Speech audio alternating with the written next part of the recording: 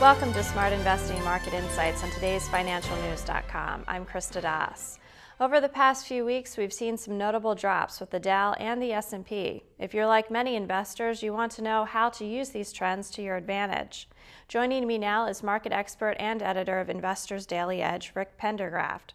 Rick, welcome to the program. Thanks for having me on again, Krista. So Rick, tell us, is there a silver lining in these market pullbacks? Yeah, actually, a couple of standpoints there are. One, the pullbacks that we saw back in October, between October 19th and November 7th, we saw three pullbacks in the Dow of over 360 points. And each time the Dow dropped over 360 points, we saw the S&P pull back over 40 points each of those 3 days. And that pulled overall the October 11th high on the S&P to the low on November 26th.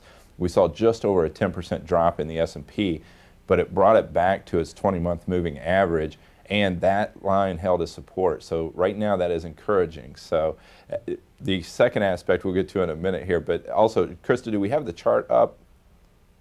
Yes, we do. Okay, because that trend line that connects the lows going back over the last 5 years, that also held as support. So that is encouraging at this point. So what's causing these pullbacks to result in such a regular pattern?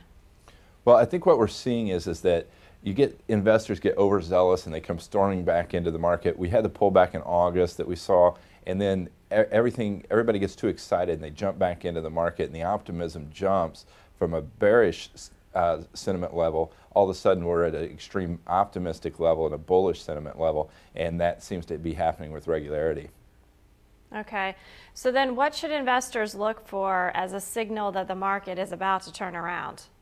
Well, a couple of the sentiment indicators that I've been watching, and I've been writing about in Investors Daily Edge over the last about 6 weeks now, is I keep an eye on Investors Intelligence Report, and it comes out every Wednesday, and tracking the bullish percentage, the number of investors that are bullish, and we don't want to see that above 50%. Typically, it's down around the 45 to 50% range when we see a bounce. The other one I'm keeping an eye on is the CBOE equity put call ratio, and in particular the 21-day moving average on that ratio. I like to see it above 0.7, showing that there's pessimism out there, and we're just below the 0.7 level right now. So keeping an eye on those two sentiment indicators in particular to show that there's pessimism in the marketplace. So then what do you think should happen in order for this market to turn around? Well, actually, I'm encouraged by the support holding on the 20-month moving average and the trend line. And as long as investors don't get overly optimistic too quickly, I do see us moving higher at this point. But keep an eye on the sentiment indicators. If people start getting too optimistic again, it may not be ready, time to dive back in just yet. Any advice for those itching to jump back into the market? Wait for the confirmation that that 20-month moving average is going to hold again. Okay. Rick, great advice. Thanks for the information. Thank you, Krista.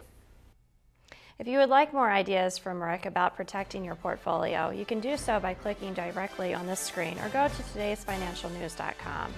Thank you for watching. Until next time, here's to great profits from smart investing.